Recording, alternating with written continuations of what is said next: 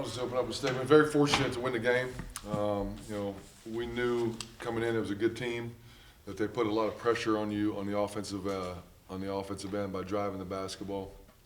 And I've known Coach Krimmel for a long time now, and does a very good job. Very well coached team, and just feel fortunate to win. Made enough plays at the end to get it done. I thought you guys were pretty good defensively in the first half. That was not the case in the second. They were able to get to the rim much easier, particularly down those last 3-4 minutes. What changed, or what allowed that to happen?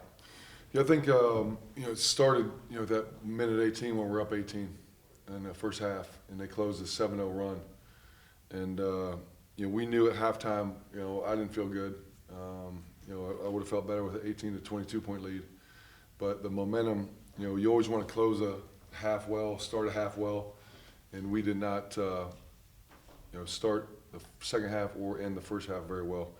But at halftime, we talked to them like, hey, our half-court defense is normally pretty good, and there's 3 ways that they can beat us. Number 1, transition off of turnovers and misses.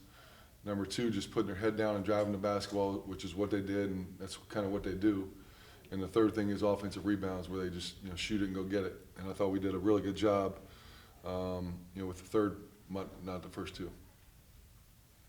Coach, it seemed like they were pretty physical in the post with BVP, Jason Carter. How do you think they handled that tonight? You mentioned yesterday wanting BVP to be a little bit more physical down low. Do you think he did that tonight? Yeah, I think we got to continue to go to him because good things happen, and sometimes he's too unselfish. Like I thought he passed the ball at the post, 4 or 5 times where he should have just went up and finished. And we'll watch tape and look at it and learn from it. But he's got to be our go-to guy. He's a veteran guy. He can score down there. Good things happen when he touches the basketball. And I think we were in the one-on-one with, I don't know, I could be wrong, 10 minutes to go maybe, and we did not capitalize on that at all, which is kind of what we were talking about doing. So yeah. Coach, you touched a little bit on the turnovers tonight. You guys had 14 in the first half. Mark got a couple steals, but he also had 8 turnovers. Can you touch a little bit, how did that kind of affect how you guys were going? You had said earlier how they were putting pressure on you guys offensively. Yeah, very uncharacteristic, of our team. I think we're top, 12, 13 in the country and not turn the ball over, but have 14 at halftime, is inexcusable. And a couple of them were offensive fouls, a couple of them, travels, which weren't travels. And then I think in the second half we had 6, which was better, but some of the 6 were, probably ones that we should not have done, and it goes back to making simple plays. And, to have 23 points off our 20 turnovers, that was a big part of, them making a run first half and second half. Did Mark have any kind of particular issue? I know the ball's in his hands a lot, and he played 38 minutes, but we haven't seen him with any kind of game like that in terms of turnovers. Yeah, without knowing how they happen, I think some of his are awareness. He had one on the lob to Jason Carter, which is a wide open play. I think he might have had 1 or 2 in transition, where he got tipped from behind. So I think with him, and I've said this, the kid is really good. He didn't play great. He had 24 points, 8 rebounds, 5 and 3, and he's going to continue to get better and better and better. And for him, it's a matter of just continue to watch tape and not making the same mistakes, game after game, which he hasn't done, but it's still a learning process for him. You also mentioned Mark having that kind of calm demeanor, doesn't get too high, doesn't get too down. How important was that today? Obviously the turnovers jump out at you, but he was still a calming presence and was able to find a shot regardless. Yeah, I think that's, like we talked about the other day, it's one of his strengths, just nothing phases him. Sometimes he gets frustrated if he thinks he gets fouled and it's a turnover, and that's something we got to continue to grow on that aspect. But, he got the ball in the middle of their zone a couple times and, hit that little 12-foot jump shot, which he's really good mid-range, and, steadied the course a little bit. With your players getting a week break due to the finals and going up against Evanston and your non-conference rival Marshall, what are key improvements that the team can work on to get the next few wins for these non-conference teams. Yeah, this will be a great week for us to get better, focus on us. Obviously, we have finals to deal with, and, tomorrow we'll be off. And, the guys will get treatment, do their studying. And then, Monday we'll do what we call run and shoot, which is more conditioning, a lot of shooting, free throws, and lift. Tuesday we'll have a really good practice, which I'm excited to get back and really work on us, because it's tough sometimes when you play a game and then the next day you got guys with heavy minutes, you can't really practice. You can work the guys who didn't play a whole lot out. You can, talk, actions of what the other team does, but you're not doing a whole lot. And then the day before the game, you're going to go short and sweet. So it'll be good Tuesday to really get back to us and practice. Obviously we got to do better in the half court off the dribble. Teams are scoring 2-point field goal rate way too high for us to, win a championship. We got to continue offensive execution, working, setting screens, and then Wednesday we'll be off. Unfortunately, they start setting up for graduation for some reason, like Tuesday night. So it'll be Tuesday night gone, Wednesday, Thursday, Friday. We won't be able to practice in our gym. So we got to go to Ping Center, which isn't ideal because it's an 84-foot court and not very clean.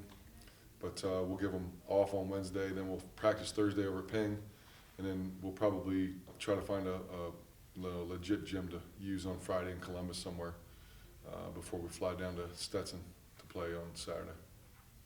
What, we hadn't seen this year, but Tommy Smock was part of your closing unit. What led you to that decision? I think, a couple things. One, he's a very good free throw shooter, ball handler, passer. I guess that's three things, right? And, I think he's a very good on-ball defender. He's one of our better on-ball defenders. And, like I said, those guys were just putting their head down. I mean, number two, Dixon, Conover, and Giles, they just put so much heat on you where they were just driving. So, that was kind of why he was in there.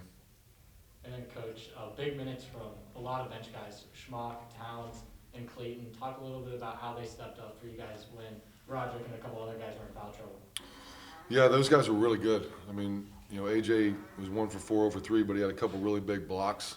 Had a big offensive rebound. He's going to play the 4 and the 5 for us. I'd like to get, Colin or IJ some minutes at the 5 if we can. And sometimes it's tough when you're in the heat of the moment in the battle and the way they're playing. And there's just a comfort level with two guys, a 6-year guy and a 5th-year guy. And a lot of times as a coach, I trust those guys. If they need a blow, we'll get them out. And but those 3 guys are going to continue to be a big core. And ideally, we'd like to try to get a 9th guy in there if we can. Do you have any update on London Midday? It's 3 games now that he hasn't been a part of what you guys are doing. Yeah, no update. I don't know if you heard was it the radio? Radio the other night. He's got indefinite leave for personal reasons, and there's no update on that. Is he considered still a part of your program at this time? Yeah, definitely. And it's nothing COVID related, nothing disciplinary related. Personal reasons. Yep. And I hate to keep pushing, but do you have any kind of timetable, expectation, or is that just something you're going to set to the side and when it resolves itself, it resolves itself? Yeah, I mean, there's nothing really I can do. It's a time issue, and I think the big thing is concentrating on who we have and getting our guys better. And it's like any program, right? The head coach leaves, new head coach coming in. Your point guard goes to the NBA, your center tears ACL, that guy's got to step up. And, that's kind of the good and bad about college basketball. And we talk to, our guys on the bench all the time. You're an ankle sprain away from an opportunity. You're a situation away, with COVID or whatever from an opportunity. And sometimes that's tough when you're younger to understand the process and mentally, staying ready. But at some point, these guys will probably get an opportunity to contribute. Anything else? Do you have any thoughts about the end of the first half sequence, Jeff? Again, the final 35 seconds, they scored 7 in a row. There was one of your assistants appeared to run towards the ref, and then there was the technical on Jason. Any thoughts or comments you'd like to Yeah, I think that was my fault. I was on those guys in the first half, and I thought the way they were guarding us, there were some fouls that weren't called, and the one at the end of the half, they came out at halftime and told me that they should not have called that. What he called was a coaching box. I guess he said he was out of the coaching box, which if you look at the sideline, there might be 6 inches, right? So there was 37 seconds on this clock. And in the first half, the clock keeps running. So what Kyle Barlow, who runs our offense, was going down to tell the guy taking the ball out, don't take it out. Let the clock go 36, 35, 34. Drop it. Don't touch it. 33, 32, 31, 30. Pick it up. Now we get the last possession. So he was running down there to tell the guy taking the ball out of bounds, I don't know who it was at the time, to not do that. And then we get a coach's box warning, which I've never seen, someone who's on the sideline do that. And then they came out, the referees told me at halftime that it was a wrong call, which I respect. So you were actually, it was coach's box warning for that. Yep. Yeah, I think, I'm not sure what play, but, I got to do a better job, because when I lose my composure, it bleeds off. And I apologize to the guys afterwards, and it goes back to everything we talk about, controlling what you can. They're going to miss calls, they're going to make right calls. Can't control it. I've never in 27 years seen a referee, say, hey, coach, you're right, let me reverse that call. So, I got to be better.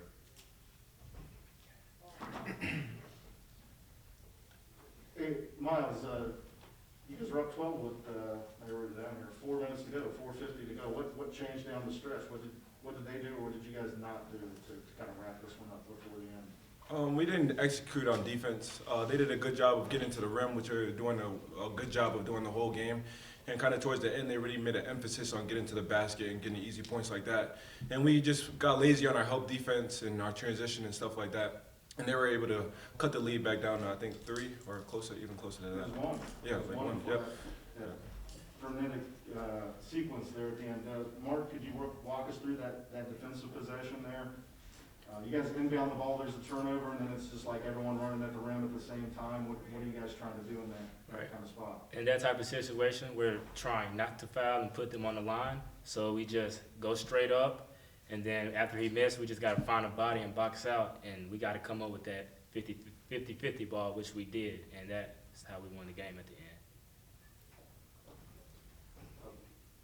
Mark and Miles, can you guys talk a little bit about the turnovers a little bit? You guys had 14 in the first half, kind of, they could score 14 points off of that. Is that kind of an issue you guys kind of see cropping up every now and then? Is this just like a one game? No, I don't think it's an issue. I think we do a good job of taking care of the ball. This game, there were a lot of unforced turnovers, like travels, stepping out of bounds and stuff like that. So if we clean those up, I think we're going to be fine. Coach Yeah. had said on Friday, that St. Francis puts a lot of pressure on you guys. Did you guys kind of feel that pressure? Was it kind of evident for you guys? Yeah, we felt the pressure for sure.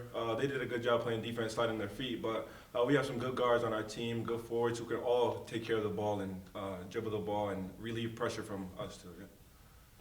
Yeah. Mark, you had, unfortunately, you had 8 of those turnovers today. How much of that were plays that they made, and how much of that was you not doing what you typically do in ball handling or passing or whatever? That's really on me, just making careless passes and not being aware of who's behind me. I had like 2 of those where someone just come up and just poke it from behind, and also just careless passes that I usually make. But yeah, I just got to use this as a tool to learn and move on from this. Either you guys feel like a little loss of energy? You guys were on the road the other night.